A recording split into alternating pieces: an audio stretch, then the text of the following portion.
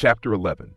How David, upon Saul's laying snares for him, did yet escape the dangers he was in by the affection and care of Jonathan and the contrivances of his wife Michal, and how he came to Samuel the prophet. 1. However, Saul was not disposed to persevere long in the state wherein he was, for when he saw that David was in great esteem, both with God and with the multitude, he was afraid, and being not able to conceal his fear, as concerning great things, his kingdom and his life, to be deprived of either of which was a very great calamity, he resolved to have David slain, and commanded his son Jonathan and his most faithful servants to kill him. But Jonathan wondered at his father's change with relation to David, that it should be made to so great a degree, from showing him no small goodwill, to contrive how to have him killed. Now, because he loved the young man, and reverenced him for his virtue, he informed him of the secret charge his father had given, and what his intentions were concerning him. However, he advised him to take care and be absent the next day, for that he would salute his father, and, if he met with a favorable opportunity, he would discourse with him about him, and learn the cause of his disgust, and show how little ground there was for it, and that for it he ought not to kill a man that had done so many good things to the multitude, and had been a benefactor to himself, on account of which he ought in reason to obtain pardon, had he been guilty of the greatest crimes, and I will then inform thee of my father's resolution. Accordingly David complied with such an advantageous advice, and kept himself then out of the king's sight. 2. On the next day Jonathan came to Saul, as soon as he saw him in a cheerful and joyful disposition, and began to introduce a discourse about David.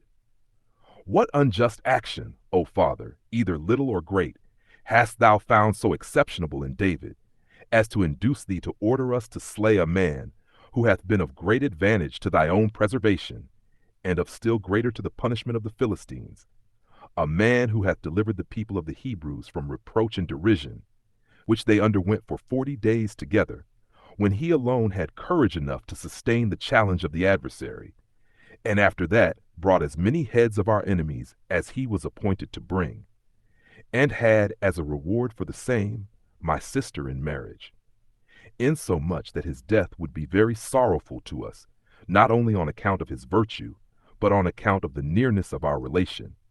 For thy daughter must be injured at the same time that he is slain, and must be obliged to experience widowhood before she can come to enjoy any advantage from their mutual conversation. Consider these things, and change your mind to a more merciful temper, and do no mischief to a man, who, in the first place, hath done us the greatest kindness of preserving thee.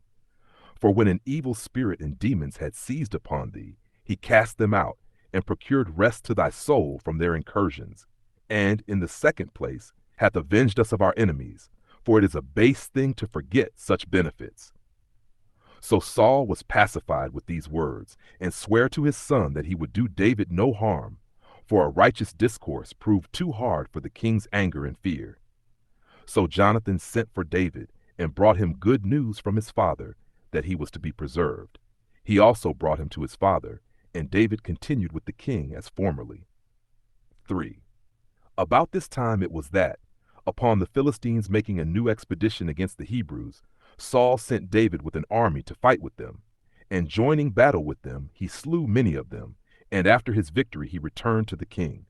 But his reception by Saul was not as he expected upon such success, for he was grieved at his prosperity, because he thought he would be more dangerous to him by having acted so gloriously. But when the demoniacal spirit came upon him, and put him into disorder, and disturbed him, he called for David into his bedchamber wherein he lay, and having a spear in his hand, he ordered him to charm him with playing on his harp, and with singing hymns, which when David did at his command, he with great force threw the spear at him. But David was aware of it before it came, and avoided it, and fled to his own house, and abode there all that day. 4. But at night the king sent officers, and commanded that he should be watched till the morning, lest he should get quite away, that he might come into the judgment hall, and so might be delivered up, and condemned and slain. But when Michal, David's wife, the king's daughter, understood what her father designed, she came to her husband, as having small hopes of his deliverance, and as greatly concerned about her own life also, for she could not bear to live in case she were deprived of him. And she said, "Let not the sun find thee here when it rises, for if it do, that will be the last time it will see thee. Fly away then while the night may afford thee opportunity, and may God lengthen it for thy sake.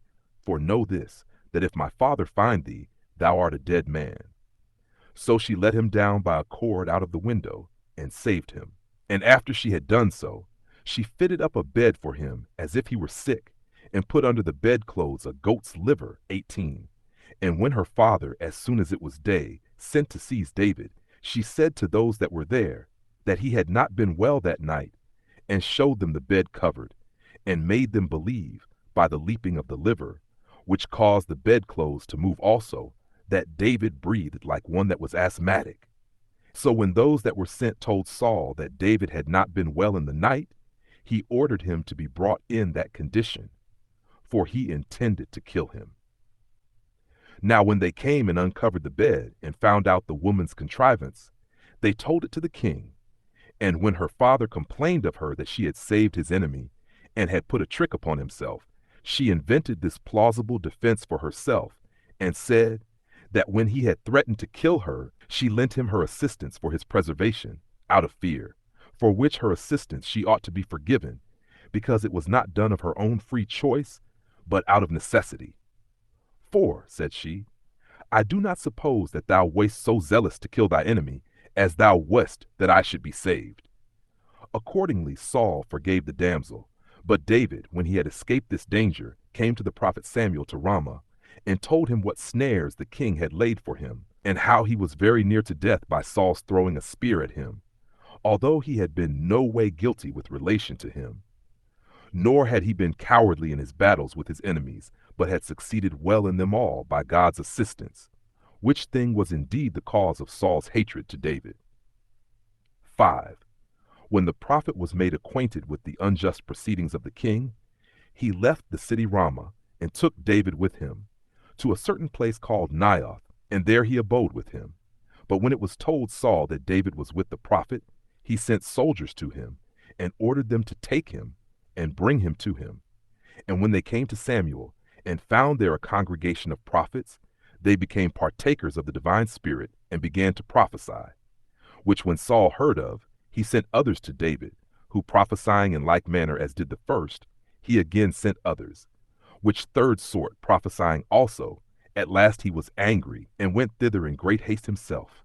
And when he was just by the place, Samuel, before he saw him, made him prophesy also. And when Saul came to him, he was disordered in mind, and under the vehement agitation of a spirit. And putting off his garments, he fell down, and lay on the ground all that day and night, in the presence of Samuel and David. 6. And David went thence, and came to Jonathan, the son of Saul, and lamented to him what snares were laid for him by his father, and said that though he had been guilty of no evil, nor had offended against him, yet he was very zealous to get him killed. Hereupon Jonathan exhorted him not to give credit to such his own suspicions, nor to the calumnies of those that raised those reports, if there were any that did so, but to depend on him, and take courage, for that his father had no such intention, since he would have acquainted him with that matter, and have taken his advice, had it been so, as he used to consult with him in common when he acted in other affairs. But David sware to him that so it was, and he desired him rather to believe him, and to provide for his safety, than to despise what he, with great sincerity, told him, that he would believe what he said, when he should either see him killed himself, or learn it upon inquiry from others, and that the reason why his father did not tell him of these things was this, that he knew of the friendship and affection that he bore towards him. 7.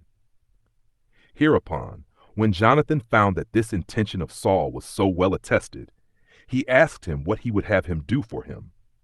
To which David replied, "I am sensible that thou art willing to gratify me in everything, and procure me what I desire.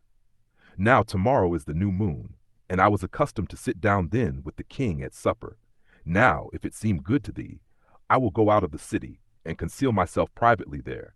And if Saul inquire why I am absent, tell him that I am gone to my own city Bethlehem, to keep a festival with my own tribe, And add this also, that thou gavest me leave so to do.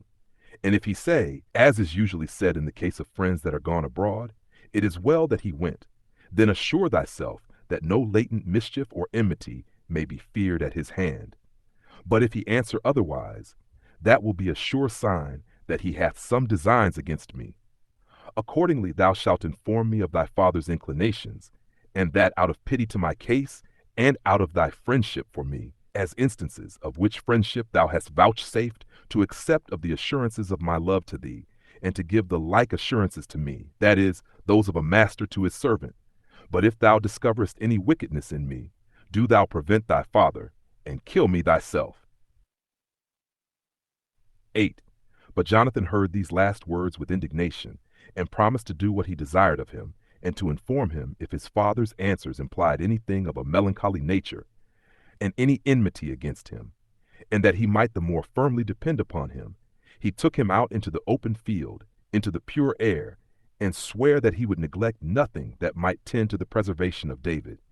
And he said, I appeal to that God, who as thou seest is diffused everywhere, and knoweth this intention of mine, before I explain it in words, as the witness of this my covenant with thee, that I will not leave off to make frequent trims of the purpose of my father, till I learn whether there be any lurking distemper in the most secret parts of his soul.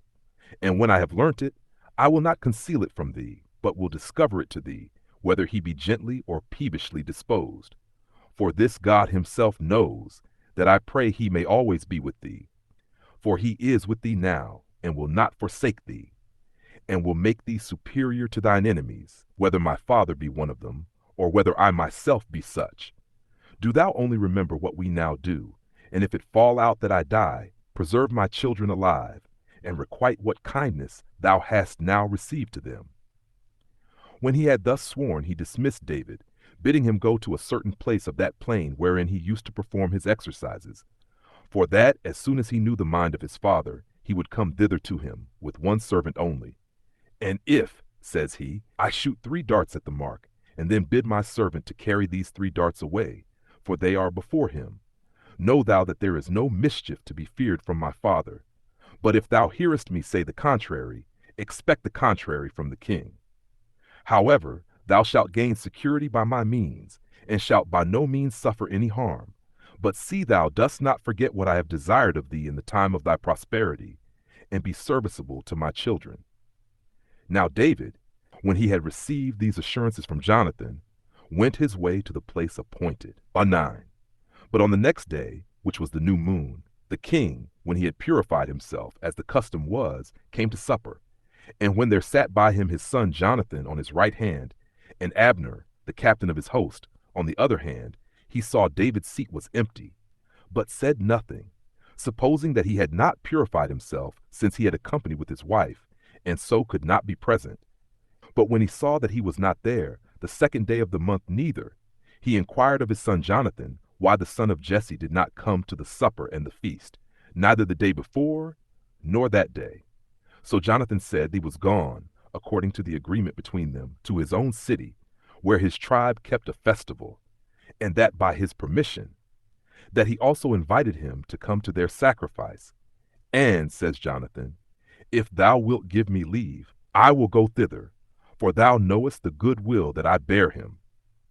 And then it was that Jonathan understood his father's hatred to David, and plainly saw his entire disposition. For Saul could not restrain his anger, but reproached Jonathan, and called him the son of a runagate and an enemy, and said he was a partner with David and his assistant, and that by his behavior he showed he had no regard to himself or to his mother, and would not be persuaded of this. That while David is alive, their kingdom was not secure to them, yet did he bid him send for him, that he might be punished. And when Jonathan said in answer, What hath he done that thou wilt punish him? Saul no longer contented himself to express his anger in bare words, but snatched up his spear, and leaped upon him, and was desirous to kill him. He did not indeed do what he intended, because he was hindered by his friends, but it appeared plainly to his son that he hated David, and greatly desired to dispatch him, insomuch that he had almost slain his son with his own hands on his account. 10. And then it was that the king's son rose hastily from supper, and being unable to admit anything into his mouth for grief, he wept all night, both because he had himself been near destruction, and because the death of David was determined. But as soon as it was day, he went out into the plain that was before the city, as going to perform his exercises, but in reality to inform his friend what disposition his father was in towards him, as he had agreed with him to do. And when Jonathan had done what had been thus agreed, he dismissed his servant that followed him to return to the city, but he himself went into the desert, and came into his presence, and communed with him. So David appeared and fell at Jonathan's feet, and bowed down to him, and called him the preserver of his soul. But he lifted him up from the earth, and they mutually embraced one another, and made a long greeting, and that not without tears. They also lamented their age, and that familiarity which envy would deprive them of, and that separation which must now be expected, which seemed to them no better than death itself. So recollecting themselves at length from their lamentation, and exhorting one another to be mindful of the oaths they had sworn to each other, they parted asunder.